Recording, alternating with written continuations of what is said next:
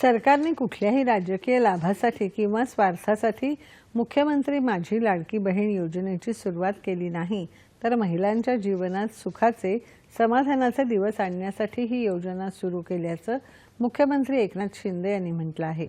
बुलढाण्यात मुख्यमंत्री लाडकी बहीण योजनेच्या प्रचार कार्यक्रमात ते बोलत होते। या योजनेच्या प्रभावी अंमलबजावणीमुळे महिलांमध्ये सरकारविषयी विश्वास निर्माण झाला आहे, असंही ते म्हणाले।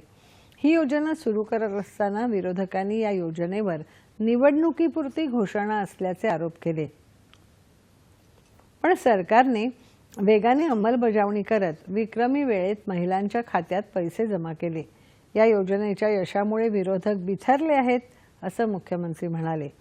महिलांच्या सशक्तीकरण आणि सबलीकरणासाठी राज्य सरकारचे प्रयत्न सुरू असून ही योजना त्यापैकीच एक आहे, असं उपमुख्यमंत्री देवेंद्र फडणवीस यावेळी म्हणाले।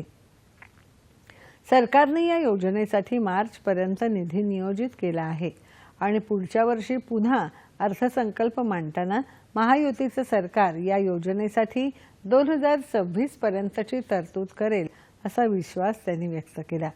सर्वांना आपले विचार मांडण्याचा अधिकार आहे, पण वाचाळवीरांनी मर्यादा पाळून विधानं करावीत आणि पक्षासह घटक पक्षांना अडचणीत आणू नये, अशा शब्दात उपमुख्यमंत्री अजित पवार यांनी या योजनेवर टीका करणाऱ्यांची कानउघडणी केली।